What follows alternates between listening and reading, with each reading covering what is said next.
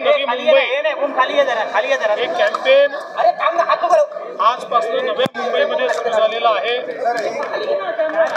वेगवेगळ्या प्रकारे जनजागृती करणे, टोल फ्री लाईनच्या माध्यमातून या संदर्भातली माहिती प्राप्त करून त्याच्यावर कारवाई करणे, जे काही संदिग्ध आहेत त्यांच्यावर कारवाई करणे आणि मोठ्या प्रमाणात जनजागृती करणे, अशा प्रकारे हे कॅम्पेन चालणार आहे।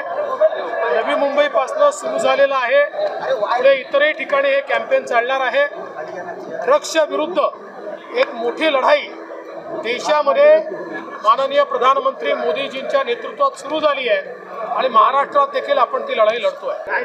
असं लक्षात आलेलं आहे की मोठ्या प्रमाणात आपण पेडलर्सवर कारवाई केल्यानंतर आता वेगवेगळ्या प्रकारच्या मार्केट प्लेस तयार करण्याचा प्रयत्न चालला आहे। सोशल मीडियावरनं त्या ठिकाणी ऑर्डर्स प्लेस करायच्या, कुरिअरच्या माध्यमातून डिलिव्हरी करायची, अशा अनेक गोष्टी लक्षात येत आहेत।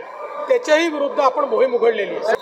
असं आहे की वेगवेगळ्या पद्धतीनं जे अपराधी आहेत ते आणण्याचा प्रयत्न करतात, पण त्यांचे ज्या नवीन पद्धती आहेत त्या पोलीस शोधून काढतायत आणि त्यांच्यावर कारवाई चाललेली आहे। आपण बघितलं असेल, मुंबई आणि नवी मुंबई या दोन्ही आयुक्तालयाने गेल्या वर्षभरामध्ये ड्रग्सच्या विरुद्ध विक्रमी कारवाई केली आहे।